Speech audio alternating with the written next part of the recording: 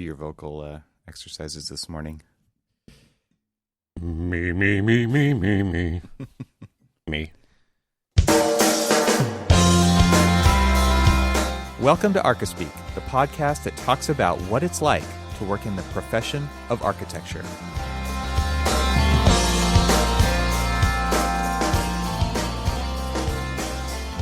All right, welcome to the show. Welcome back to the show. This is a second in maybe what we would consider sort of kind of a two-part series in experiencing architecture during a pandemic.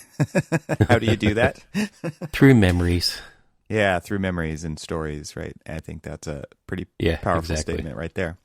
And it was funny because, like, I guess during the pre-show we were just talking about how easy it is to talk about something when we're looking at something versus, like, my wife is the opposite. She just wants to talk about it. She doesn't want to look at. She doesn't want to wait. I think that's really what it is. She doesn't want to wait for me to draw the thing. She just wants to just get the words out. So we're kind of quickly like looking up images that we've taken of the places we're going to talk about today so that we can intelligently talk about them. And I think that's just so funny how much of a dependency I have. Oh, wait, that's a disclaimer? Well, no. We have to intelligently talk about them? Yeah, if I didn't have the photos, it would just be stupid. That's just me. Yeah. So yeah, there's just like a crazy dependency there on the images. I think that it's just because they do bring up the memories, though. It's really just a memory machine. That's what photography is to me. So that's absolutely.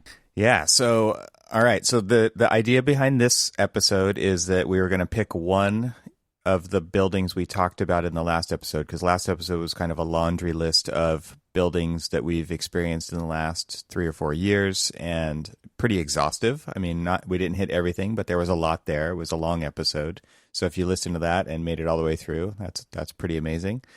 And I think now what we're going to do is each pick one, and then we're going to talk about a shared experience, one that we've been to together. So do you want to go first and talk about your building that neither... So the ground rules here are, like, I haven't been to the building you're about to talk about, and you haven't been to the building I'm about to talk about. And then we're going to talk about the one that we've been to together. Right. Yeah, I can definitely start off with, and listening to the last show, it probably might not surprise anyone, but I am going to talk about the Glenstone Museum. Honestly, so it has been open now for just about 2 years, or at least the pavilion portion, which is the Thomas Pfeiffer addition to the original Glenstone Museum, which the original museum gallery spaces were done by Charles Gwathmey was the architect, but it was Gwathmey, Siegel and Associates who did the original buildings.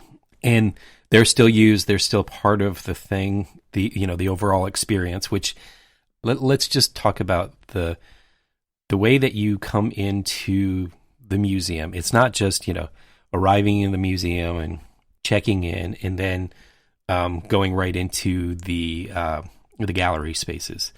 You arrive at the Glenstone Museum, which amazingly enough, for me at least, much like I'm not sure which one you're going to talk about, but some of the ones that you have been on, and one of the ones that, we talked about last week, you live close to some of the ones that I still have yet to go to and, are at the top of my bucket list for architectural places to go to. And so I don't know how some of those are experienced, but a lot of galleries, you drive to the gallery or you take the metro or you take a bus to them, or, are lucky enough to like live next to them and walk to them, but they're just there, and you go into them and you're kind of like immediately immersed into this. The interesting thing that I find about the Glenstone, which is one of the reasons why it has become, at the very top of my places list, is it's a place, it's an experience. You don't just go there to just immediately jump into the artwork. It is a whole procession. It is an experience. It is the landscape. It's getting there. Yeah, that's really cool. I mean, I was just thinking, like, one of the things I love to do is go rock climbing, and you can go to Joshua Tree, which is an amazing place, and you can literally park a car open the trunk and grab your stuff, and you're at the bottom of a rock climb, which is kind of like what you're talking about, where it's like you get dropped off at the front door. And then there's these other places that you have to go find, and you've got to get there. And it's a hike. It's an approach is what it's called in rock climbing. And and those, it's more of an adventure to get there.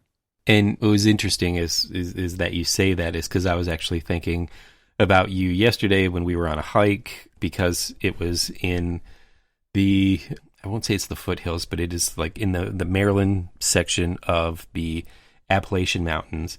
We went to this place called Paw Paw Tunnel, which is it's carved through a mountain overlooking Paw Paw, West Virginia, it's on the C&O Canal right next to the Potomac River.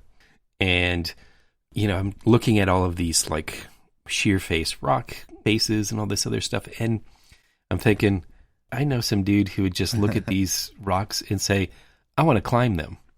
I wanted to walk around them or kind of walk up them, but I never had it like stuck in my head. I want to climb that. And for some reason, I was just like, I know some dude who wants to just like scale right up the side of those. I'm just some dude to you. Just some dude to me. But so the Glenstone Museum is 8.7 miles away from my house, which is fantastic for me when I can get tickets. It is a private collection, and prior to the pandemic, and we'll see how it kind of like, pans out afterwards. But prior to the pandemic, you can get tickets 3 months in advance. It's free, but it's all based off of like, luck of the draw. Well, not really luck of the draw. It's just, let's say that you wanted to go today. 3 months ago, I'd have to get the tickets for that. On the first of that month at 10 a.m. is when it opens up. And a lot of people are like, oh, you're so lucky you get to go there all the time. It's like, I'm not really lucky. I do the same things you guys got to do, which is go onto their website, click visit the museum, go to the museum, and then hope that tickets are available for the amount of tickets that I want and for the days that I want them. And then if I wait, like just say a half an hour from 10 o'clock, 45 minutes, I can almost guarantee you that I won't have tickets for that time. And then periodically, people will, cancel their reservation or something like that, and there'll just be some random tickets. And so I'll like check the websites and pop up. Like yesterday or a couple days ago was my 21st wedding anniversary. And the day prior, I went on the website. I'm like, oh, I know that the grounds are open. And so I clicked on the website. I'm like, oh, great, fantastic. And so we got to actually, on our anniversary, basically walk the grounds, which kind of leads me into the conversation about the particular building. So when you get there, you drive up, and from our house, it's this, nice, beautiful little drive. I mean, the interesting thing is that right outside of DC in the Maryland suburbs is Montgomery County, and Montgomery County is both urban and densified. And as you get just a little bit further away, you almost like hit that 10-mile mark outside of DC, you start to get more rural and beautiful twisting roads, nice little hills, beautiful farmlands and stuff like this. So it's just this like scenic drive just to get there. And then you get there and you come in, and this particular case, you just drive up, and the person, rather than you going into a building to like check in or something like that, they're standing just before you pull in and off the road, and they're standing there, and you check in and say who you are and what time your appointment is, and really from the parking lot all the way in, it's just design was thought about all the way through, with the way the bosque of trees that help delineate the actual parking lot, to the way that they have the lights for the parking lot laid out. I mean, it's just, everything is just, it is designed for an experience. And so you've got these nice little winding paths that you first go through, the kind of like the information building, and you start to understand the language of the buildings that you're going to see. Not built with the same material, but kind of rectangular buildings, lots of glass, lots of solid, no windows, So it's this nice little beautiful interplay of solid and voids.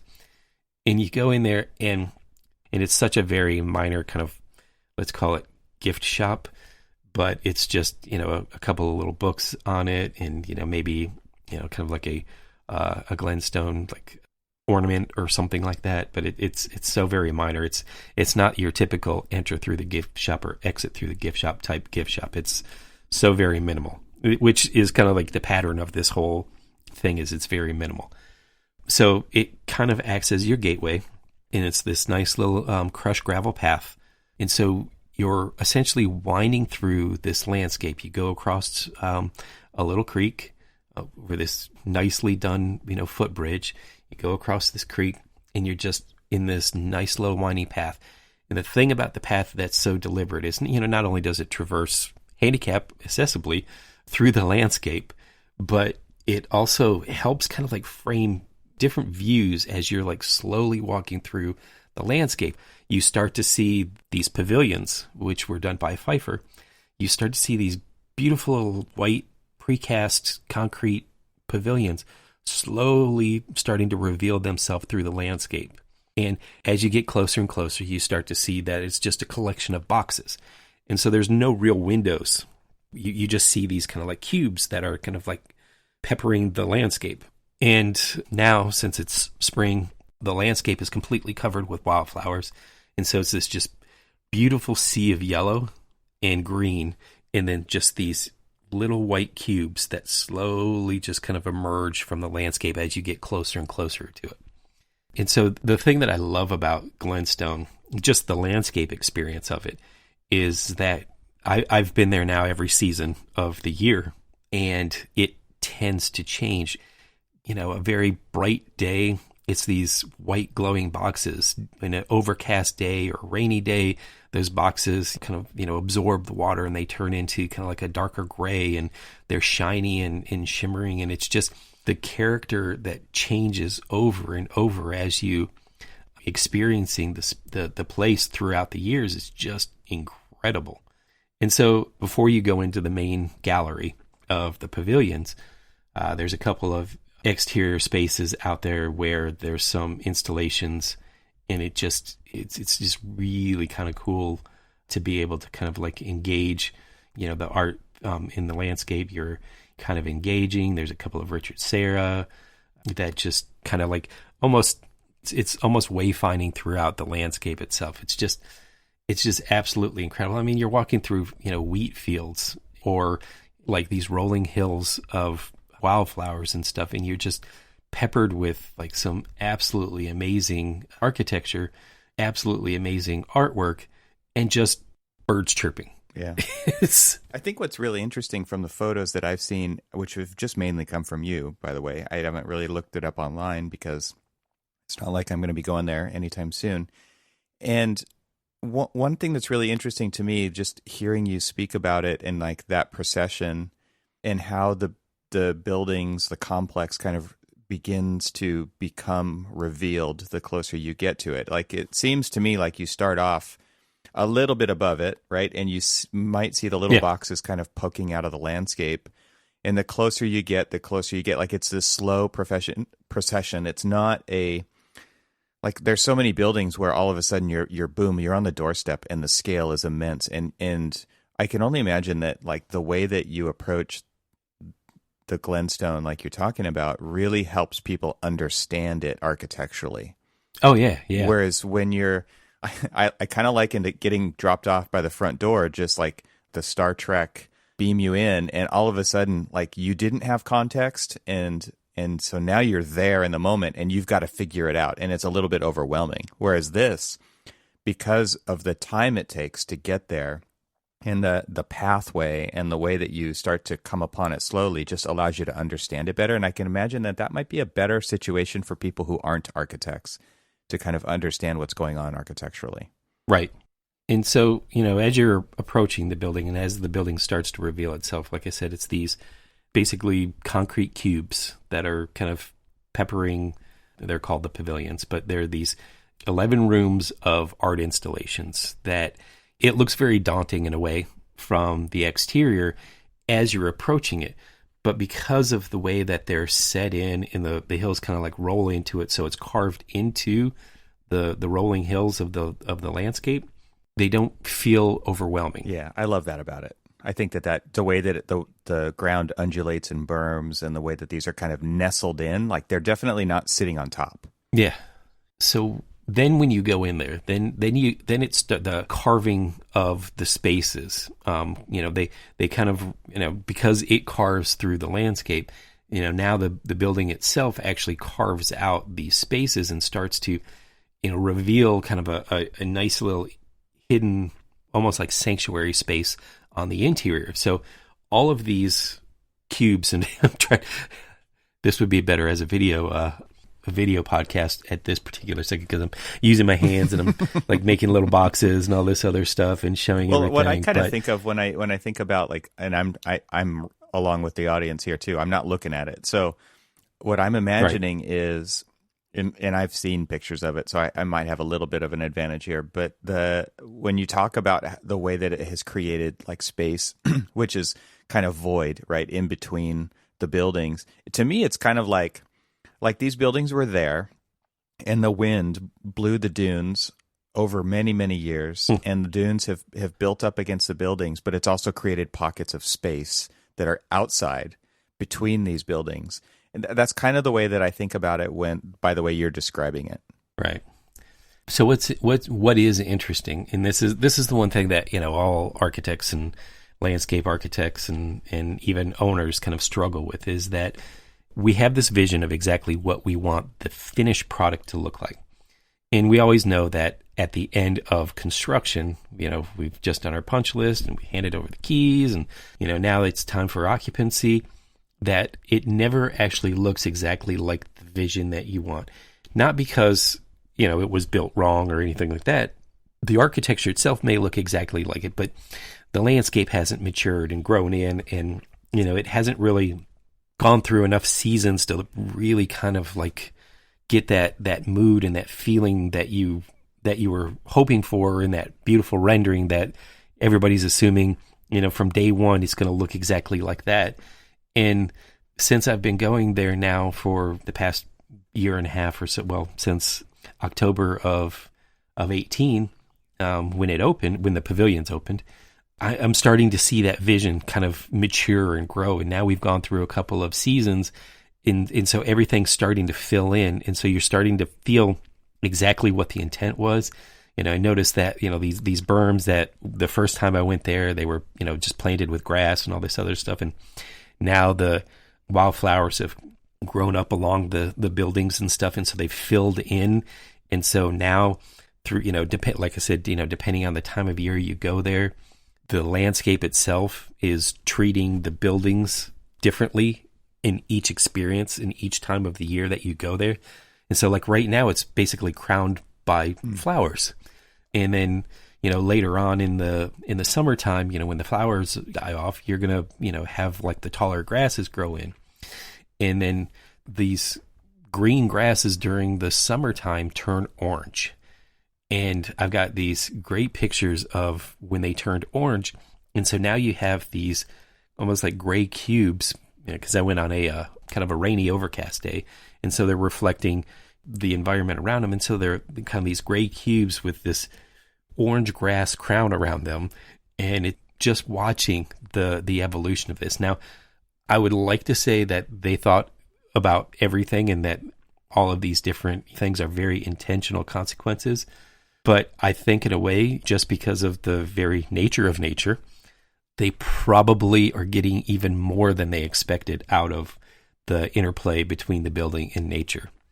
But so then you go inside the building and, it's a very minimalist building. It's concrete floors, concrete walls. You darted with a few little pieces of wood, whether they're the handrails or maybe a like a carved out door or something like that. But for the most part, everything seems more set up so that you can see the art in a very clean, almost like a clean room environment where it's about the art, not about the building. But the building is so simply done in the beautiful details between, like, say, the way that there's a simple little metal reveal between, the precast concrete as you transition through a threshold to the gypboard that makes up the walls of the gallery, but those walls are floating. They don't make contact to the ground.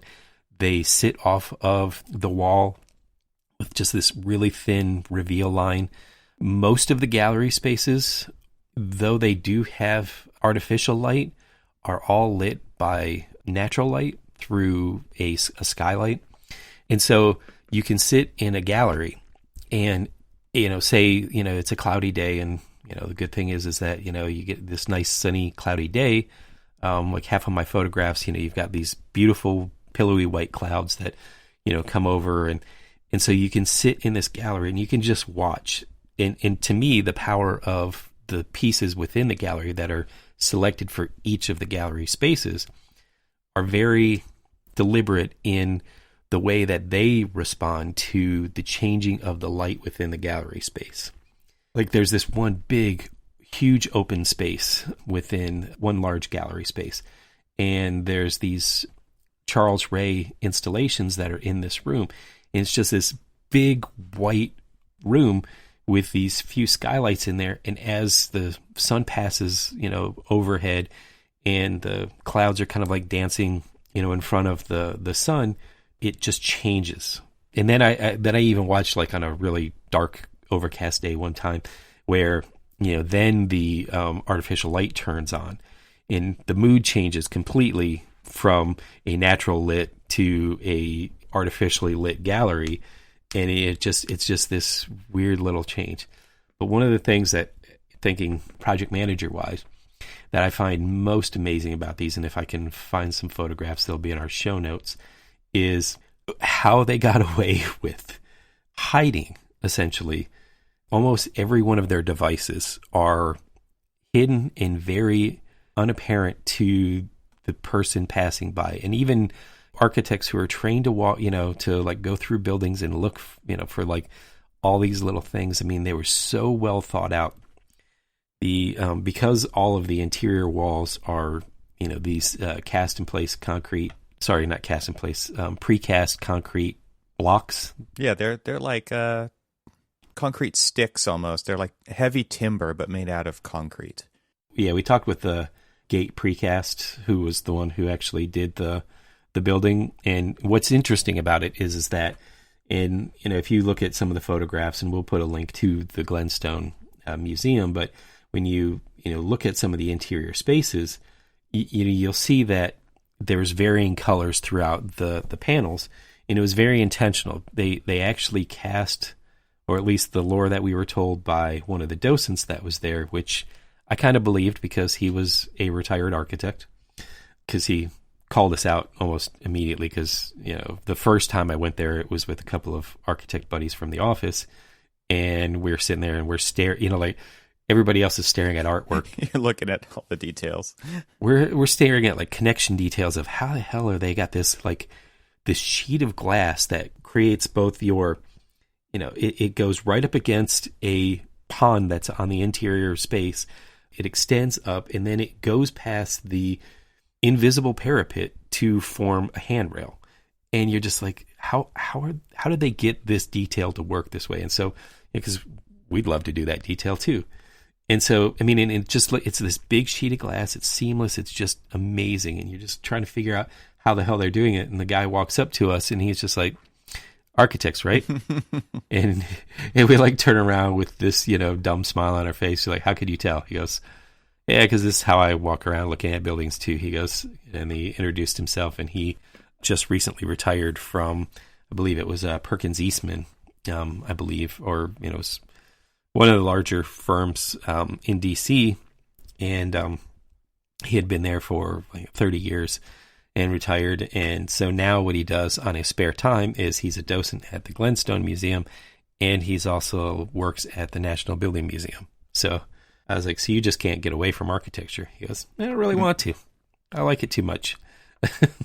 Awesome. He's like, I get it. But I mean, like the things that they got away with just hiding stuff. And I'm just like, how the hell do they do that? Because, My AHJs will say that they want, the fire extinguisher cabinet to be X, Y, and Z, and it needs to be white with the red letters and all this other stuff. And theirs is on the ground behind a stainless steel door that blends perfectly with the color of the concrete on both sides of it, with just a simple little routed out shape of an extinguisher. It doesn't say fire extinguisher on it. It doesn't do anything else. It just has a little picture of a fire extinguisher, and that's where it's at. And, so it's so amazing that they got away with some of these like little simple things that we take for granted. The code default, we're like, this is what the code says. This is what the AHJ wants.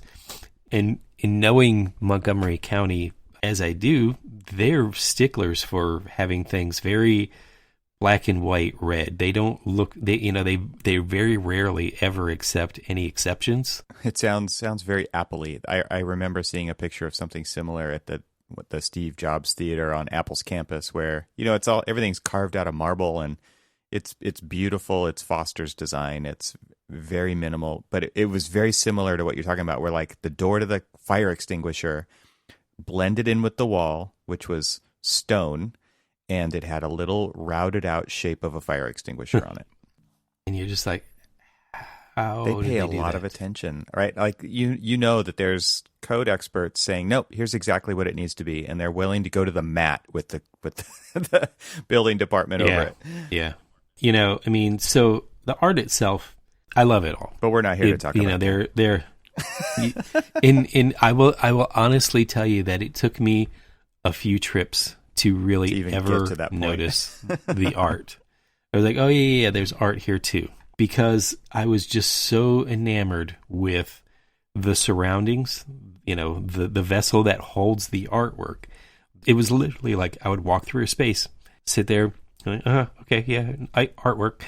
Let me go to this window detailer, or let me look at the vistas that this space creates. It's like the interface between those two things that is super interesting about that place, right? Like the choices that they've made in the detailing and the skin and the glass and the concrete, and the way that, like, I remember you sent a picture where like the way that the landscape was kind of had turned into from like solid grasses to an interweaving of pond and grasses. And then yes. I think that you could like be below that in the museum, if I remember correctly. Well, you can't, but that's where you first experience like windows. I mean, the windows are actually carved out to kind of like look inward at this beautiful little like scenic just pond space. That's the only place that you're allowed to take photographs. You're not allowed to take a large camera. I remember I had just gotten, my brand new Fuji, and I was just like, the first thing, I can't wait to go and test this out of the Glenstone. And I'm going to take some beautiful photographs. Nope. No, I'm not. Yeah. And why am I not? Because rules. Well, I asked them, I'm like, so why don't you guys actually let people take photographs? I mean, this is a very photogenic building. I mean, it's absolutely beautiful. They're like, we've got photographs on our website. And they were done by professional photographers this is what was the most offensive thing to me. They almost turned me off on the building, but then the building itself won me over. She said, the pictures on our website are better than you can do. I'm like, what? I was like, are you? Yeah, I was like, wow. Like, all right, that's how it's going to be. I mean, you don't know me. I was a little taken aback, but so like the only place, and of course it took 4 times for me to visit the place before I was actually able to get out onto this. There's this like beautiful little just like flat wooden deck that kind of like immerses into the pond that's got these beautiful lilies and grasses and all of this other stuff, and you can look through the windows, and in certain gallery spaces, you can actually, engage with the artwork. So it's kind of like this positive negative effect that you keep going. So you come down the stairs and you get into this one gallery space. It's the very first gallery space that you engage with. And that's this first, like, frameless glass, one big massive sheet of glass, no seams, just this beautiful, just like picture window framing out this beautiful landscape with the buildings that kind of are framing it out.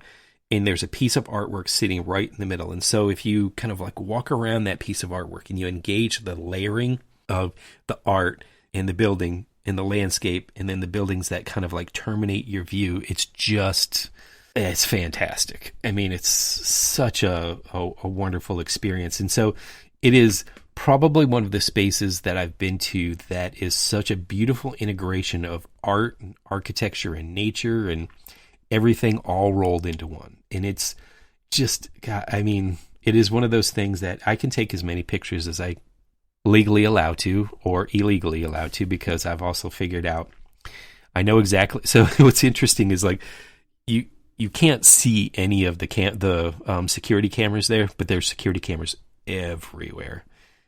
But you got to know what you're looking for. And there is basically a little black dot sitting in one of the concrete panels.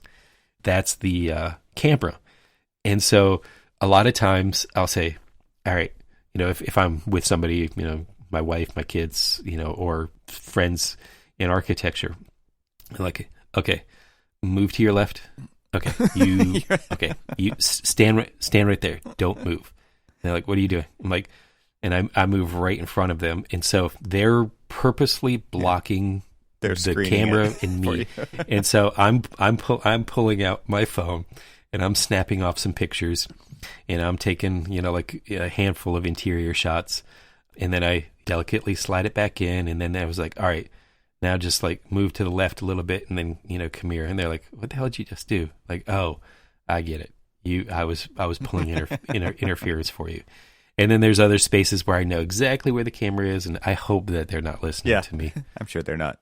We're not going to publish this so that those people aren't like, all right, we're going to be looking for this guy.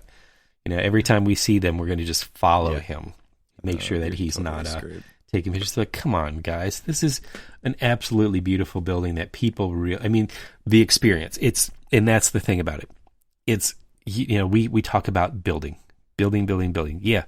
Buildings are buildings. It's the experience. Yeah. And that's why I think that this has moved so high up on my list of beautiful spaces, because it is about the full immersive experience. And I could go on and on and on and on and on about talking about the landscape and all of the different art pieces and things like that. But maybe to wrap it up a little bit, maybe I'll come back to it a little bit. But it's how let's just call it, it's thoughtfully integrated into the landscape. And it just kind of punctuates these beautiful little moments. And it helps create, yes, there are some very deliberate moments that it visually creates. But then as just somebody who does this for a living, I look for those other moments, those unintended moments that they may not have necessarily been thinking about that moment, but that moment is as equally dramatic and effective as the moments that they intended to be there. Maybe the way that two like pavilions kind of like overlap each other and, they're thinking to themselves, well, this is just this very compressed squeeze view. Well, that very compressed squeeze view, if you're standing in the right spot and you're looking straight across, you see people kind of engaging other artwork in another gallery kind of across the, like many galleries away from you. And you just see that interplay of people in those intended spaces in a very unintended moment. And it just is so well done. I mean, if he literally decided he wanted to retire from architecture right now, which I don't think he does, but if he wanted to, he has quite the swan song to go out on, because this was a fantastic building. And I can honestly say that, yeah, I've heard of Thomas Pfeiffer beforehand. I've never really experienced any of his buildings before. And now that I have experienced this building and seen just how thoughtfully detailed the entire building is, and the way that it's, engages the landscape, and PWP Landscape Architecture was the landscape architects, and they need to be as celebrated as much as Pfeiffer Architects, and the way that they integrated the landscape, integrated these pieces in like they did a little bit of terraforming, but just using the natural landscaping and just being able to like integrate the architecture and the art and the procession to get to that, just I mean, come on, man. Such a great job. Awesome. I remember, I believe after you sent the first round of photos that you sent to me about this, and I had to know more and started looking up the precast blocks that they used for all the exteriors, and you had sent some detailed shots as well. I remember reading something on Pfeiffer's website, and I've not been able to find it since. So if anybody knows where this is, I would love to get a real screenshot or a real quote of this. But it was something like, our clients understand that great architecture takes time. And we fight against that all the time, right? That's what everybody's fighting against, especially in public work. We've got these insane deadlines because the school's got to open for this reason and that reason. And I'm not saying everything is a Glenstone museum, but it is important to say that out loud. And no project has ever suffered because of more time being spent on it. And I think that that's just kind of as far as their studio goes, it's a nice thing to kind of put out there as an ethos of, and you can see the outcome of that in a project like the one you're talking about, where everything has been considered. There's not a bunch of crap on the wall detracting from the artwork because, quote unquote, had to be there. They found ways to make it work and also not detract from what the story they're actually trying to tell there. And I think, it becomes apparent in so many ways beyond that, but that's a really simple one to point at and say, what's missing from the scene when it's not really missing? It's just well hidden and it's well considered so that it's not detracting from why people are actually there. Like, that's something that we see all the time get in the way of the experience. So I didn't actually explain the precast. So the lore that I was told about the precast and to kind of like drive that point home about, great architecture takes time, is that these were poured, if I said this, I'm saying it again accidentally or on purpose or whatever. It's worth repeating. It is that, so they were poured over 4 seasons very deliberately so that there was all done outside and so that there was different environmental conditions for the curing process of each of these concrete planks that made up both the interior and exterior of this building. And so it almost takes on the characteristic of natural stone that, in fact, a lot of times, if you're the further you are away from it, you're thinking it's natural stone, but the closer you get to it, you obviously see it's precast. But because there are 4 different colors of this precast, and they were painstakingly organized and numbered and marked and everything else. And so when we were talking to the gate concrete guys, because we were looking at using gate precast for something that we were working on, they talked about how very painstaking each of these were. And the ones that they felt like were going to be potentially damaged in transit or whatever, they would make, a couple of extras. But I mean, it was just the way that they put it all together and the way that everything was done. The detailing of this thing, it's amazing. It feels massive. It feels very heavy, but it also feels very delicate. It's such a weird way to phrase this, but it feels very heavy in the landscape, but it also feels very delicate in the landscape. Yeah, that scale becomes apparent the closer you get to it. And I think what's so interesting about that building material, that they basically designed a standard building material for themselves, right? For all intents and purposes, it's one module, I believe, right? Yep. And so this kind of, let's just call it parking block size stick, although it's probably a little thicker and a little taller, right? But like that, to give people an idea, it's, I don't know, what is it, 5 feet long, 6 feet long, 10 inches in every other dimension, something like that. Yeah. I think they said it is a 8 by 12 by 5 foot, 6 foot. Yeah, so it is like this concrete French fry of of material that then they just used as the module for the entire exterior skin of the building, right? So talking about block module, interior, they made their own, exterior. Right? And I think that's just such an interesting approach to this, and then the thought that went into how are we going to take into consideration the variation in colors and textures and things. And so by planning that out to happen over 4 seasons and then mixing that appropriately so that you get this tapestry of even randomness throughout the the exterior facade. It's just, that's incredible. And that takes so much time, as we know. And then the thought behind all of that, the coordination behind all of that, I mean, I could honestly say that something like that probably, I mean, I haven't looked it up yet, but the pavilions themselves probably took several years to complete. That's awesome. Well, I think it's a great building and a great thing to share. So definitely we'll have some photos and links in the show notes for that. And apparently there's some artwork in there. Yeah. That's awesome. All right. So the building that I chose to talk about was a building that I visited almost 3 years ago. And it was on my Scandinavian XREF trip, and it's called XREF because it's a competition actually within HMC, the company that I work at, where they have a travel fellowship, and I happened to win it this time. And my proposal was to go to Scandinavia for a couple of reasons. One of those reasons is that Finland is where my mother's side of the family is from, and I wanted to connect with that. And I also wanted to kind of go back to my architectural roots, where I fell in love with Alvar Aalto, which was not linked to my family's heritage in any way, but it was a happy coincidence. And see his work, which is mainly concentrated around Helsinki.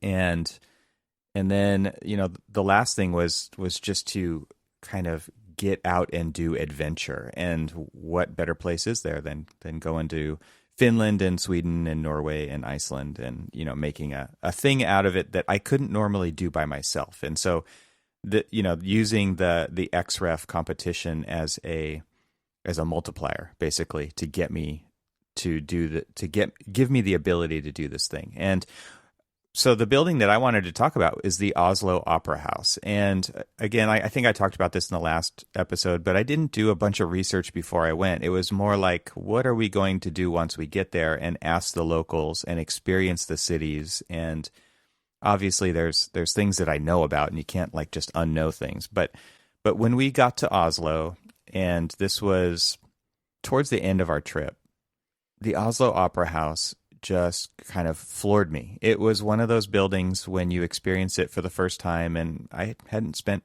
any time looking this thing up beforehand.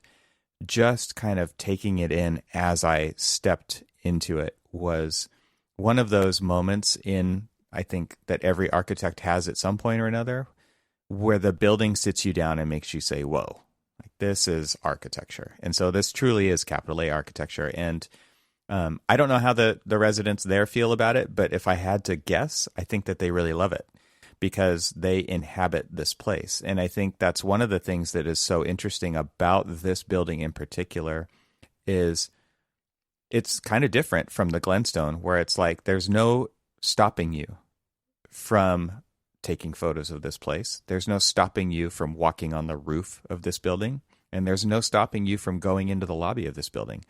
I later read that it was open 24 hours a day, 7 days a week for free in the lobby. And as a gesture to the people who live there, that's amazing. As a public building that takes maintenance, right?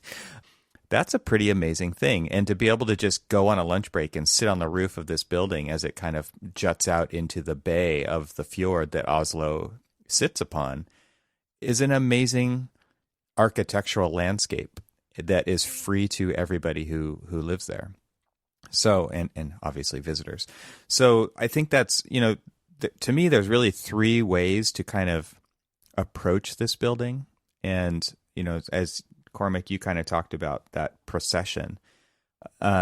This one can be kind of seen in a similar way where you can see it from, it depends where you're coming from, but you're either coming from the main train station and you see it kind of jutting out of the water, and you really don't see it with much context of the built environment around it. You just kind of see it as almost this island in the bay, and maybe more of a floating piece of ice because it's white stone, so it really does feel like, and I've seen some pictures when there is ice in that area, and you can't see where the building ends and the ice begins. Like it just all feels like one big thing, which is kind of interesting. And so the way that this building kind of ramps out of the water, they actually call that part of the building the carpet, which I think is kind of interesting. So it's roof, but it's also not roof. Like it goes down into the water at like this very slight angle, so you can actually like walk down it to the water and sit on it and put your toes in if you wanted to. Or you can continue to walk all the way up the carpet to the roof where you have this amazing overlook of what's going on below you. And it's really cool for people watching and just surveying like how the building interfaces with the city. And so to me, this building is a great study in the building as a threshold, because you just walk right onto it. And so you can look at it from afar and start to get an idea of this thing. And what's interesting is it doesn't just look like ice coming up out of the water. It also looks like a wave coming at you. And the wave being like this large glass volume that is the main lobby. And so like it picks up the colors of the water. It's kind of, glass is already kind of green, and, so it's definitely like, it feels like the face of a wave. And so from one angle, it looks like this building's coming at you, right? Where from another angle, it looks like it's coming up out of the water. So it's really interesting, the geometry that they've chosen to make this out of. And what's interesting also is that this is just one side of the building. The other side of the building is actually fairly simple and rectilinear, and that's kind of the business side of the building. And it's what they call the factory. So they've got these three main pieces that they're dealing with. They've got the carpet, they've got the factory, and they've got what they call the wave wall. So the wave wall is the glass, the carpet is the stone, and the factory is kind of this metallic cladded material, volumes in the back. Yeah, I'm actually looking at a street view right now, and it seems very conventional, albeit very well done. And it's simple, it's understated, because it is a dialogue. In my view right now, it's a dialogue with the rest of the city and the street, everything that's kind of going on the street side of things, and it lets really the drama happen on the water side. Yeah, the drama is definitely on the water side, and building as performance, I think, is something that is worth talking about here, right? Because that's what it is. It's an opera house, right? It is a place where performance happens, and it's probably, a key cultural piece of Oslo and the arts right there, right? So this building puts on a show, and I didn't get to experience it at night, but I could only imagine, I'm sure there's tons of photos out there of this glass wave wall being lit from within, and some of the, accessibility lighting happening on the roof, the carpet as it goes up, has got to be just something that's a little surreal to look at as this kind of beacon that anchors the bay. It's got to be pretty cool. Mm-hmm. So the first time that I experienced this building was actually just walking by from the other side of the bay. We had gone out and, we looked at this building from afar.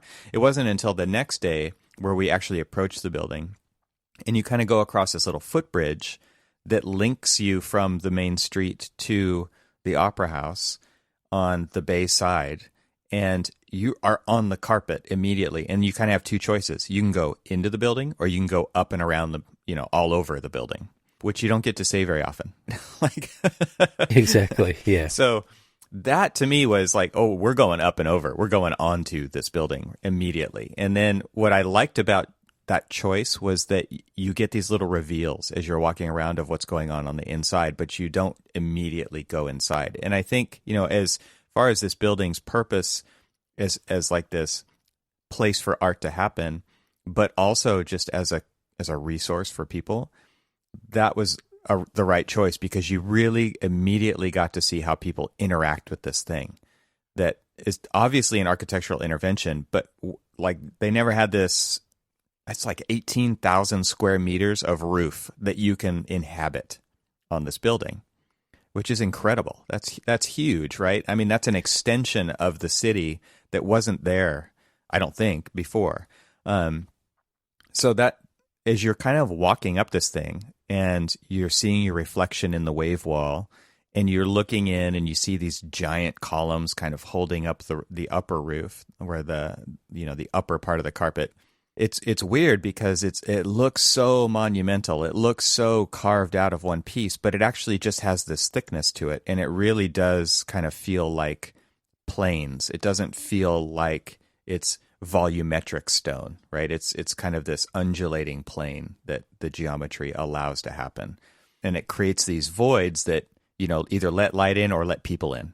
So when you're kind of walking up this thing and you're walking on marble, and it's got these intricately planned and placed gutters and curbs to, I'm assuming, direct water and ice, and, it snows here in the winter, and I'm sure the roof probably isn't open at that point, or maybe if you take your skis up, it's cool. But it's one of those places where it's like I almost want to call it terraforming of that roof, where they've kind of undulated and curved, right, and guttered, but none of it looks like that. It just looks like these intentional shifts in the plane for some purpose, and you're not quite sure what, except to maybe trip you, right? But they don't address that or really care about that. I think this is something we brought up in a previous episode, where it's like they're not trying to protect you from yourself in Europe, right? Like they're not going to handrail the hell out of this thing, right? They're going to put the handrails at the edges, but they're built into the thickness of the carpet, so you can't even tell they're handrails. Right. And I love that about it. I love that there's some personal responsibility in this. And no, I don't think that the roof is like accessible. It's obviously sloped pretty steeply. Like it's a bit of a hike, but there's other ways to get up there and to experience the top. So is it totally successful in that way? Like I actually can't really imagine what it would be like any other way, because talk about like the switchback of ramping that would have to happen to get up this thing. It would be pretty crazy.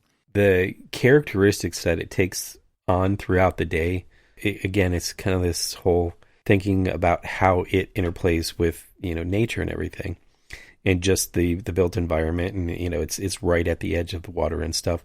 And so there's this one image that I'm looking at where, the sun's hitting it, where, the glass, disappears, and it basically becomes a big reflection. And that reflection is reflected into the water, and it makes the whole thing feel like an iceberg. And so it's just got this very kind of like different, it's bright, and it's just kind of like shiny, and it totally feels icebergy. What I see, and I'm curious if you experienced it when you were there live, was because of the way that you come into it across the footbridge, you're facing both the city and the building in one direction, and then it's a series of basically ramp switchbacks, and you just get these kind of like very curated views of the city as you're moving around, till then you get to the very top, which is kind of like this perch that's looking back. Right. Is that kind of... No, it's kind of looking... What's interesting is like when I was up there, you're either looking across the bay at like the old fortress, or you're looking down at all the people, right, that are kind of working their way up or just hanging out and experiencing, seeing their reflection in the wave wall. I think I look down more than anything from up there, because it's just a great way to watch how people experience this place. And that's what I felt myself doing more than anything. So it is a bunch of interesting viewpoints that you don't normally get. Right. It was just, kind of amazing is that it is a fully inhabitable building. Yeah. Whereas, we don't really we design inhabitable. Let's inhabit the interior. Right. Let's not inhabit, let's go walk on the roof. Right. Let's go walk on the walls. Let's, run our hands across, like the glass walls and look at our, reflection and how everything is. I mean, it's pretty interesting to kind of, it was designed to be fully engageable. Yeah, and I mean, it's probably, I didn't say any of this, and I should have right in the beginning, but this is, the architect is Snøhetta, and I think that's how you say that. And this was a competition in 20 years ago, 2000, which is pretty incredible. And so obviously this is kind of a monumental type of a building for sure. I mean, that's what I'm sure that the city wanted out of this. And between Snøhetta and Arup, they conceived of this structure that's just... It's amazing. And I think, 20 years in, it's an amazing place, and I can only imagine what it's done for the city down there. It's really cool. So, as you kind of weave your way up to the top, and then you kind of weave your way back down, and it kind of creates this big loop. So it's not like an up and back; it's more of an up and around the building. Like I said, you kind of come down this long ramp back toward the water, and that's when you actually first kind of meet the side of the wave, this big glass, 15-meter tall, at its tallest point, curtain wall that reflects the city. It reflects the exterior because, it's a bright day. And so, that's what glass does when it's bright outside, right? It's very reflective. And so you watch yourself walk down the side of the building. And I thought that was pretty fun, right? Obviously, that's not something that you only experience at this building. You can experience that anywhere that there's like a tall piece of glass. But I think what's so interesting about it is the scale of it and the minimizing of the structure, apparent structure that holds it up. They use glass fin walls on the interior that are stacked with laminate in between them, right? Like glued laminated glass that really stiffens it. And then there's just some kind of, you can see the columns from the outside, but they're these large kind of angled columns that hold up the upper part of the carpet and allow this curtain wall to really feel like it's just the envelope of the building and it's not structural, even though it's enormous. And I can imagine like just being on the bay and some of the winds that they probably experience throughout the winter has got to be some pretty big forces on that. But when you look inside, you get to start to see the organic wooden, the actual cladding of the performance space. So there's like this void between the exterior and this interior kind of cocoon. And it is kind of conical in nature. I don't know the exact geometry, but it's got to be like a few cones that have kind of been, subtracted from each other and things like that. But it creates this really interesting play in materiality and form. So on the outside, it's harsh geometry it's very planar, and on the inside it's this more organic in materiality and in shape inner sanctuary in this outer shell. So I think that's pretty cool because you see that from the outside and you want to get in there and experience that.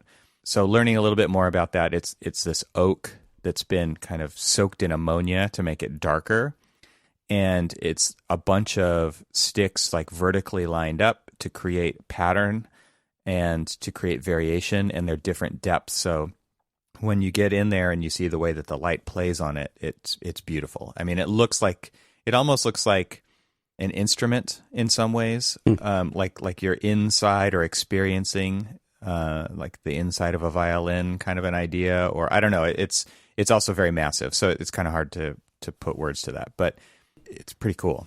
It seems so very Nordic in a way, when you think about like architecture of the area, it's, natural woods and things like that. Yeah, very Scandinavian in that way. Yeah. So very Scandinavian, and it just feels like that it's got like the clean lines on the exterior, and then you've got this warmth on the interior that just seems so natural. I mean, I remember the first time I saw it and I wasn't quite enamored with it because I didn't fully understand it until I started to like really, and especially after hearing, about your trip, and then like really starting to like look more at it. And then it started to just like reveal itself as, something that it isn't just about like, the face value. Let's just take a look at, these weird little undulating planes that dive into the water. Then it goes back to what we were talking about with Glenstone. It's this fully immersive experiential thing. Mm-hmm. And I think that's how it became something from like, that's kind of weird to, oh, I get it. Yeah. And that seems to be so very, this just seems like looking at both the interior and the exterior. I'm looking at the interior kind of like conical thing that you were talking about, which I'm assuming makes up the outer shell of the opera space. Right. Yeah. It feels so very Scandinavian. Yeah, I agree. And what's interesting to me is how you eventually experience that in person for the first time. So you looped all the way up the building and looped all the way back down and around and back toward where that bridge was. And that's where the main entry to the building is, because there's this lower kind of area of glass that allows you into the building. And so then you're walking under the roof that you had walked up to get to the top. And so there's this compression that happens. And then the space just explodes into this, really tall lobby with lots of natural light, fully lit from just that wave wall glass. And that light is playing against that shell of the performance space, which is all natural oak wood. It's an amazing kind of canyon that you're in all of a sudden, because you're not looking right out at the water, because that roof is kind of obscuring the view. You don't actually see the water from the inside of the building at this point. And so you're in this canyon, and on one side is marble on your right, and on the left is wood.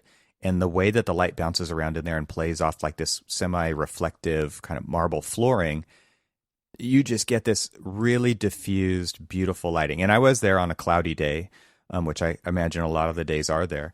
And it was in July, and it was very just diffused light. So it was soft. All the shadows were super soft, and it was really gorgeous. And what's interesting is like we didn't get into the performance space. It wasn't open that day. There weren't tour tickets available or anything, but it was almost like you didn't need to get into that. That would be another reason to go there for sure. It's like so many buildings where it's like you can go back there and experience something completely different. And I'm sure that that's what it would be. But for the first time to really experience it, I was already like over full, It was like you feel like architectural gluttony at this point where it's like, I don't know how much more I can take today. And we've only got so many days in Oslo. There's so many other things to see. This is definitely one where my wife was kind of dragging me like, come on. We got other stuff. But just a couple more things before we leave this building is if you keep going down under the carpet toward the bay, it gets darker and darker and darker. And that's where they're like these tertiary spaces are, the restrooms. There's some storage and stuff like that. But the way that even the attention was paid to the cladding on those to kind of lead you to those, it's a very kind of computational geometric design that's very ice-like. I mean, it's backlit with green LEDs. And then you get into the bathrooms. And I always feel like successful architecture, you can tell by the attention they pay in the toilet rooms. Yeah. It's like you get in there, and there are some photos online of this, but they are gorgeous. They are amazing, and they're open to the public and all that stuff. But like the way that they've got like the walls are made out of like burnished steel.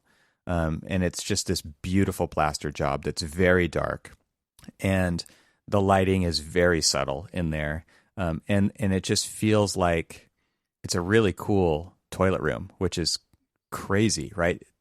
Who talks about that? But I mean, just to tell you, like that is the attention to detail that they paid, and they did all the interiors. Snowhead did all the interiors on this building. And so they're very architectural. I mean, they're probably not warm and inviting bathrooms, but they're really cool. And I think that they kind of tell a different side of the story. They are the underbelly of this building in that location, and they're still really neat, right? They didn't get forgotten. They weren't just something that some intern had to do, right? It was definitely closely paid attention to. The funny thing is that you say that, and one of the things that I was almost going to harp on was the bathrooms at the Glenstone that are probably of equal architectural language as the rest of the building. I mean, beautifully kind of like carved out floor to ceiling wood doors, and it's just so well done. But yeah, it's just you can really tell when you're in the presence of like the Capillet architecture, because they literally thought about everything and how everything was going to be experienced, whether it's the back of house stuff or front of house stuff. They look at every single detail. Yeah, and I said this was a 20-year-old thing, but really that was just the competition. It was, I think, opened in 2007 or 2008, so it's just about 12 years, let's call it, since it's actually been open, and it's just an incredible place. The way that they've truly stitched this building into the fabric of the city, but created something different, and the way that it kind of links the water to the people and creates this resource, this 18,000 square meter carpet that is inhabitable on top of the building. and the way that kind of interfaces these three materials. I didn't talk about the metal panel, but that's the exterior cladding for the factory, quote unquote, factory part of the building, which is kind of the back of house, and the way it's got these subtle kind of dimple patterns on it that play with the light in the sun on the exterior. It's super cool. Like there's just so many things you could talk about and keep talking about, and I could, like you know, just keep going on and on. But it was a fantastic experience, and just my experience. I'm sure other people have different experiences there, but wow, what an incredible place. But that's kind of what we're hoping for, is that, you know, everybody has their own special experience. You know, hopefully it's all positive, but I mean, you know, it's just everybody's going to be viewing it completely different. It's like how we look at art. Beauty's in the eye of the beholder, and everybody's experience is different. But you're hoping for that positive experience, that kind of like, you know, thought-provoking, long-lasting kind of experience. And clearly it's definitely something that's had a long-lasting effect on you. Yeah. Even though it's just been, I mean, it's just going to be something that's going to be stuck in your head, that experience, for the rest of your life. Yeah, it was 2 hours one day. Like, it was nothing. I can't wait to go back and visit it again. All right, so now is the time when we talk about a building that we have been to together. And you want to reveal what that is? Dun, dun, dun. The Porta Johns. Nope. Sorry. Since we were just talking about not been there together. No. The Barnes Museum in Philadelphia. Actually, it's the Barnes Foundation. So the Barnes Foundation in Philadelphia is the second building of the Barnes Foundation. The original was in the suburbs just outside of Philadelphia, and was basically in a large kind of neoclassical building in the suburbs. And there's a great documentary that you can actually kind of find out how it ended up where it is now. I believe it's The Art of the Steal. Yeah. And the building that we now have in downtown Philly, kind of along the Benjamin Franklin Parkway, kind of punctuated the end near the Philadelphia Museum of Art. It's so it was done by Todd Williams, Billy Chen. Yep. And it is another one of those that, to me, I mean, definitely capital A architecture. There's just these completely different moods about the building. And I think when we went there, we were probably a little taken aback by the, whereas we're talking about the Glenstone was, free to the public, and, the Oslo Opera House, being open to the public so that at least the public can experience the spaces and stuff. Now, maybe, with the Oslo Opera, obviously have to buy tickets to go to that. But, for the most part, the experience of the place is one where you can kind of go in and out of it and experience it as much as possible. And this one, you can experience the outside, but it's kind of an expensive museum, but it was most certainly worth the money. Mm. What's your first impressions as you? Yeah, so the first, we went there over 2 days also. So similarly to the yes. Oslo Opera House, for me, it was like the first day was just, we went in that entry court and that was it. And the lighting was amazing. I have some photos. I'll put those in the show notes. And it was toward the end of the day. I think they were just kind of wrapping up the day. So we didn't go in the first time we went there. And I had totally forgotten that we walked by the other Barnes building at that one point. And shout out to John Cruz, who was kind of our tour guide when we were there. Oh, yeah. He was, he's an amazing photographer, and he's just a friend of ours from the show, and gave us like the Philly tour because he lives there. And we did walk by that old one. I totally forgotten about that. But the new one, obviously quite different. And so the first day, when you approach the building, you walk through the gates and you go into this courtyard where there's this reflecting pool that is surrounded by, I would say medium-sized trees. And at that time, I guess, it's probably around now because we were there for the AIA convention. When was that? 2016, I think. Yeah. The trees are it was a gorgeous time of year. There was clouds in the sky, beautiful blue skies, purple trees around a reflecting pool with this stone-clad, whitish, grayish building mass right next to that. And I was just kind of taken back by the serenity of this place and what you can't see the city from inside this entry courtyard. It's beautiful. Yes. It's very introverted in that way, but it also kind of, I think, prepares you to look at the art in a way that museums that are well done are good at. It's interesting that you say that because you literally come off of the hustle and bustle of Philly, and it's a little bit out of the way of downtown Philly, but it's still within the city limits, and so and you're right off of the Parkway and everything else, and so there's a lot of hustle and bustle of the city, and then as you start to get closer and closer into the courtyard spaces you're talking about, you may not realize it, but you're becoming more and more detached from that craziness, and it does become that very, as you say, serene it kind of calms you down, it transports you away, it lets you just kind of relax a little bit, and kind of almost changes your mindset.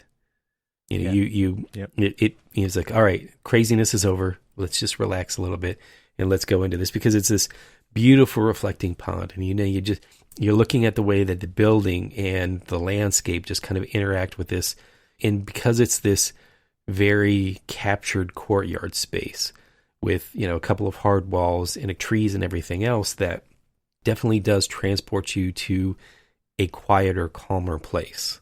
Yeah, and I just kind of going around the exterior of the building, because I think we did that on the first day. We went in that courtyard, but we walked around, and I'm not sure my directions for the area. But as you walk towards, what I would consider plan west of the building, that's when you actually see this enormous cantilevered volume that hangs out kind of over this other courtyard that you can only get to if you go in through the museum.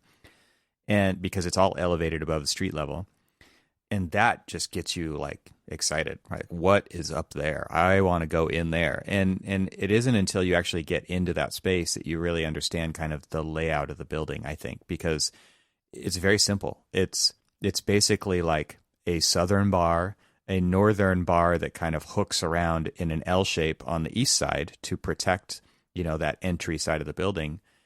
And then there's this open court in the middle with a giant roof over the top of it that kind of juts out and becomes that large cantilevered volume that I was just talking about. So you're kind of in this semi-open courtyard that is really just a nice outdoor space that they've created by basically wrapping the building around it and really protecting it. Yeah. And in that space, I mean, what's funny is like the Glenstone, you're not allowed to take pictures inside this. And I found the interior to be, they won't stop me.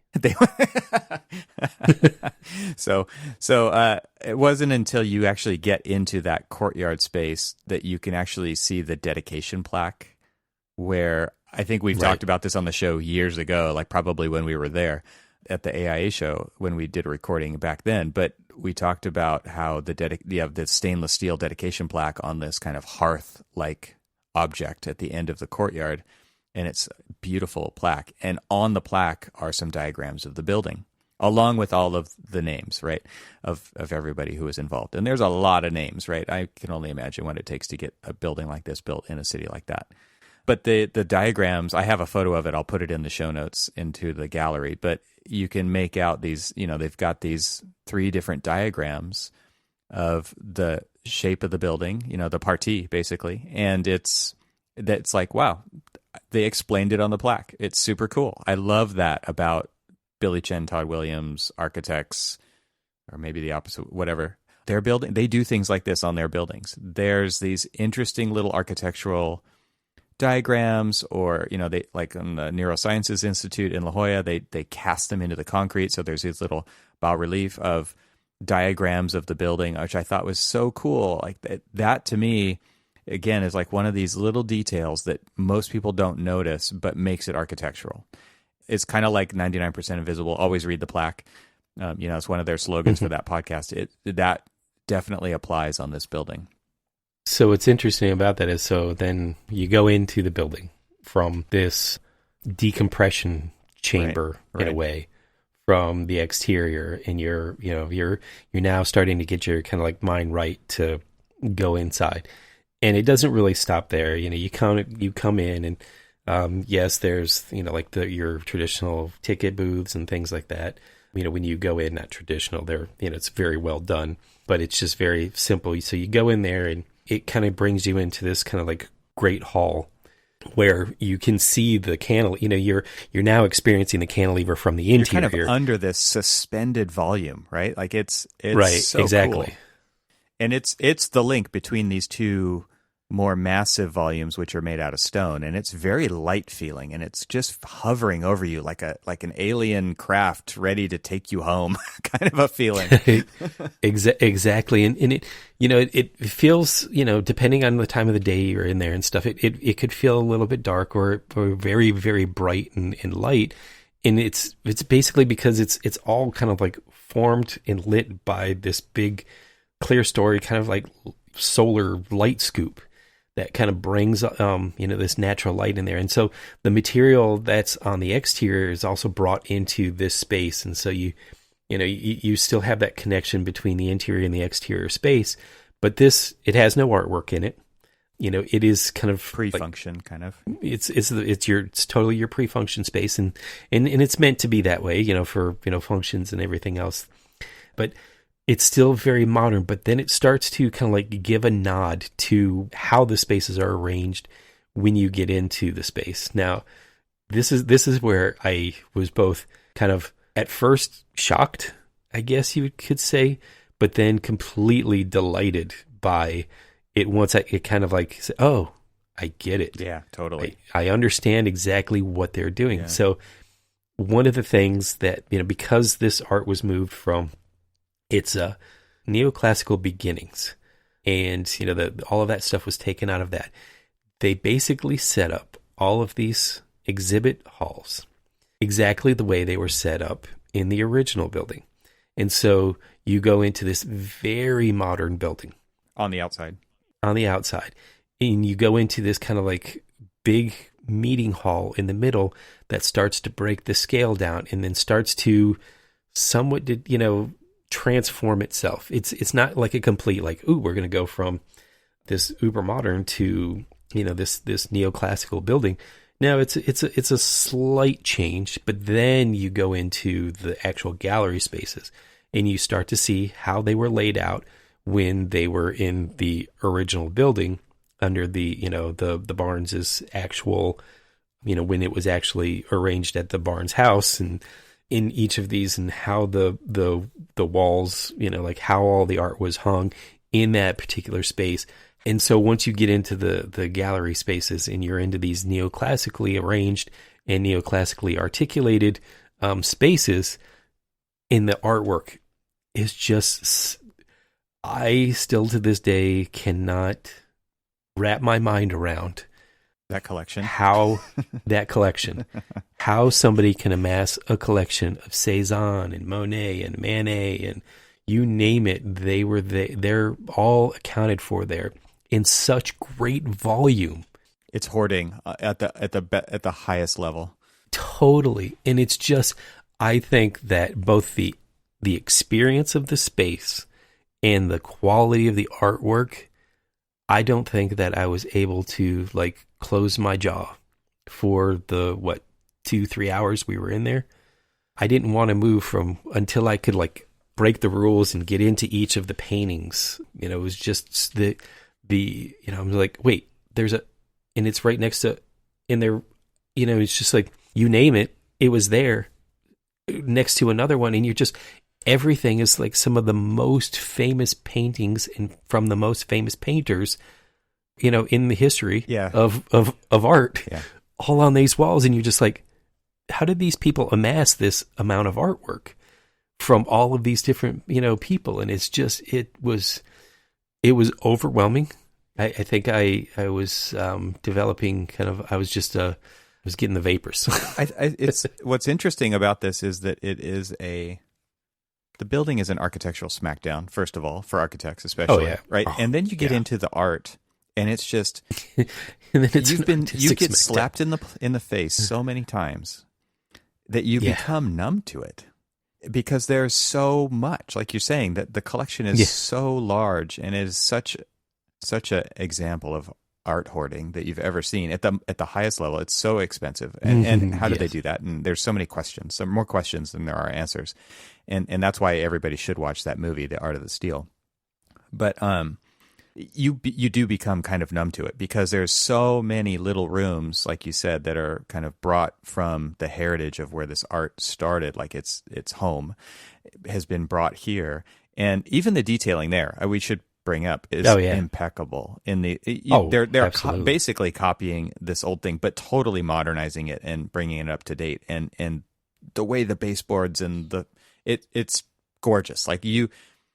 But you're looking at the art too. Like there's so much. Like it's a continual numbing because there's so much coming at you in these spaces. You walk into these spaces and you see how it was arranged in the original, but and you're just like, oh, it's a tastefully done, beautiful space that happened to end up becoming an art gallery.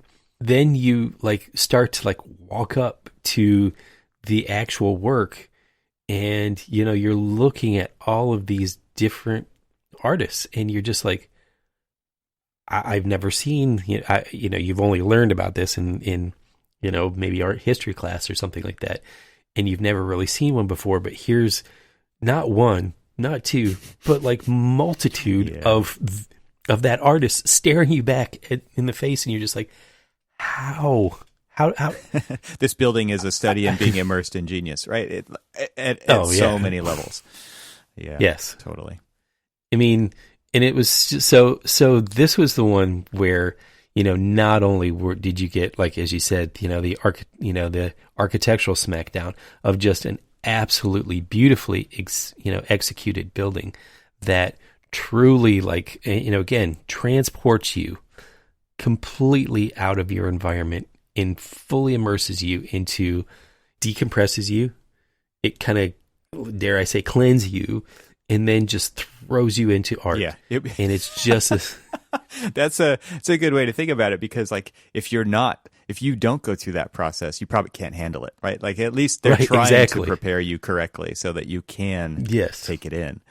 Can we go back to that space for a minute? Because when you get through that entry portal and you get into kind of the great room, right? Because that's, to me, the space in between the bars is the living room of the building. And then you've got all these little bedrooms of artwork kind of wrapping, and you're kind of working your way up the floors, but the way that volume, that light scoop that you talked about is suspended in there, and it really is kind of this big collector of light and spilling it into this.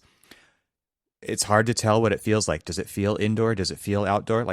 Make no mistake, it's indoors, but it feels outdoors because of the way that the bars of the art collection portions of the building are clad in the same stone inside this space as they are on the outside of the space. And then you get these little windows that look into those rooms from this great room. And you've got to look at pictures of this. You've got to look in our gallery in the show notes, because you can start to see how that works. I think that it's a way to extend the quote unquote skin of the building, the exterior of the building, but pull it inside this great room space and give the building more exterior than it actually has, but create a protected living room space. This is on the East Coast. There is weather there. I think if you did this building in California, you probably would. This could be an outdoor space that we're talking about. Right. But on the East Coast, it cannot. And the way that light scoop allows daylight into this, so that these interior rooms get daylight without getting full on exposure, because the artwork can't handle that. It's brilliant. It's totally brilliant the way that they did this. And you've got to see a section drawing of this building to understand the geometry we're talking about, because it's not straight up. It is sculpted. And I think that that is something that everybody should look at to really help understand, because this building is not simply explained in the plan, although that helps. Those diagrams I was talking about help a lot. When you look at this building in section, it's complicated. And it's complicated because of what needed to be done to get the right amount of daylight into the spaces so that it's not fully lit by synthetic lighting, right? It has to to have a balance. They have to achieve this balance. And I felt like, you're right. It is going to be a different experience, different times of the day. But like that's what living is, right? It's not just this fully controlled environment all the time. Like a performance building needs to be that. This is not one of those. This one, they wanted those rooms, the gallery spaces, to feel like rooms in a house, a very large house, right? Yeah. Lots of rooms. But they wanted it to feel like you're at home. And I felt like that was incredibly successful because of the way that they planned this building out and the way that they extended the amount of quote unquote exterior that was still protected here because of where the building is contextually, weather-wise. It's just brilliant. It's unbelievably thoughtful. Like and that's what I see time and time again with their work in particular, is how incredibly thoughtful it is. So I'm so happy that this is the building we're talking about and that we got to experience it together, because this is one of those ones where you're walking around with your jaw dropped. Yeah, well, yeah, absolutely. I mean, both, as architect and artist, I mean, the shame of it is that, you and I, in our affinity for photography, and at the time we had John there with us, and, he's a good, brilliant photographer. And it kind of pained me that I wasn't allowed to snap off any pictures. But, there's always next time when I have you stand, in front of be the screener for me, and vice versa. Well, before we leave this, let's just finish off talking about the cladding of this building. It's panelized but volumetric, and it's marble. So again, like, people, you got to go to the show notes and look at the photos and really zoom in, because the way that they've held these panels away from each other and the way that they float is amazing. It's and I think, there's probably most people don't pay attention to this, right? This is totally the architect in us coming out and saying, but does it float, right? And the answer is yes. In this case, those panels float, and they are heavy stone panels. And you see a very similar notion on the neurosciences building that I visited in La Jolla here on the West Coast, where it's a playfulness of physics, right? It's like, yeah, these things are really freaking big and heavy and solid, and they float, and we hold them apart from each other. And just kind of the detailing and the structure that goes into making that happen, or allowing that to happen, has got to be an incredible effort. And it's so neat to see it, because it really does help break down the scale. It almost looks like those could be the walls from the inside, because the inside is so compartmentalized and broken up into small spaces, telegraphing to the exterior, so that it starts to reveal the scale of what's going on the inside, and trying to build a bridge between that and the big scale of these bars on the outside of the building. Yeah. And because I can't even, I can just say, yeah. It is one of those things where you're just trying to figure it out a lot, right? Like, you look at it and you just, how did they, and I would imagine that this one's very much like the Glenstone in that way, where you look at the massiveness and the weight of the skin of the building, but the way that it's so successfully broken down and turned into something, I don't know, like more elegant, is done in such an interesting and beautiful way. You want to touch it, like, you just want to reach out and touch it, and not too many buildings encourage that like this does. And the great thing about that also is, just the arrangement of, like you were saying, the textures, the colors, the materiality, just it feels like a big, massive building, but it's warm enough to not feel so heavy, though. Yeah. Yeah. In that, because these panels are kind of broke apart, and it's sort of in an irregular pattern the way that they're broken apart, where it's for sure. It's not predictable. And then let me just say that, like, the way that the light during like golden hour hits this thing, and it just has this dancing shadows across the face of this building because of the way that one panel is sitting out a little bit higher than the other panel, and then the gap, the reveal between them is a little bit wider. And so there's just this dancing language of shadow and, transformation of color as it moves throughout the day that makes the building, as big as it is, not feel that way. Yeah, it totally brings depth to an otherwise monumental block of a exactly. mass. And the reveal is wide. On the vertical reveals are like, I don't know, 6 inches maybe, and there looks like zinc behind there or something. And then there's horizontal reveals that are maybe 1.5 inches. So like the interplay of the way that these things kind of stack and stagger is really interesting. And then it's further broken down by the size of the stone panels within the larger panel structure. So it's a study in scale and proportion and massing. There's so many things that you can really break down as you get into this building farther and farther. It would be something worth seeing several times and just studying the hell out of a piece of it every time you go. Right. Well, I feel like we've exhausted this for this episode, but super fun talking about this stuff with you. Oh, absolutely. This was fun. This is why we do what we do, right? Exactly. This is it. Because not only do we do it, but we also appreciate it.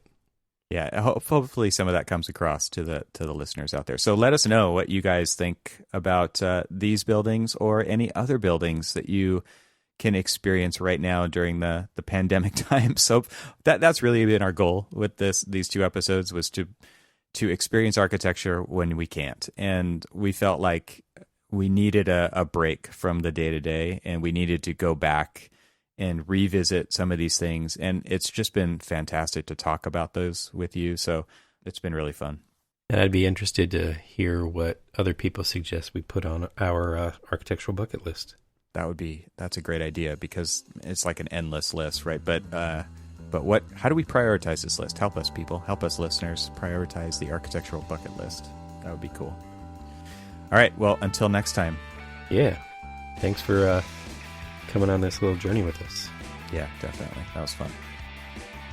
All right. That might be all for this episode, but maybe listen to the end just in case. This show is part of the Gable Media Podcast Network. See all the shows at gablemedia.com. That's GABLMEDIA.com. You can help support what we're doing here by leaving a 5-star review on Apple Podcasts to help get the word out, and don't forget to share it with your friends. We'd love to hear from you, so leave a comment on the website at archispeakpodcast.com, where you can find our entire catalog of shows. Thanks for listening. Talk to you soon. This is what you get. This is a schedule. This is a set. It's unpredictable as you forget. If you blow, you can bet. I know. This is what you get. This is a schedule. This is a set. It's unpredictable as you forget. If you blow, you can bet. I know.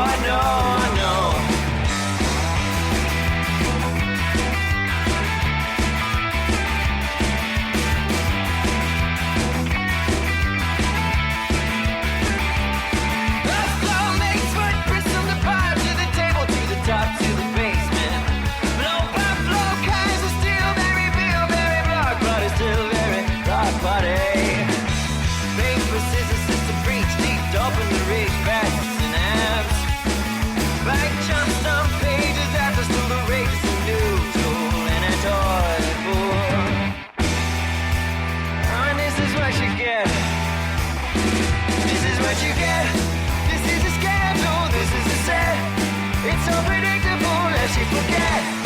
If you blow, you can bet. I know. This is what you get. This is the schedule. This is the set. It's unpredictable as you forget. If you blow, you can bet. I know.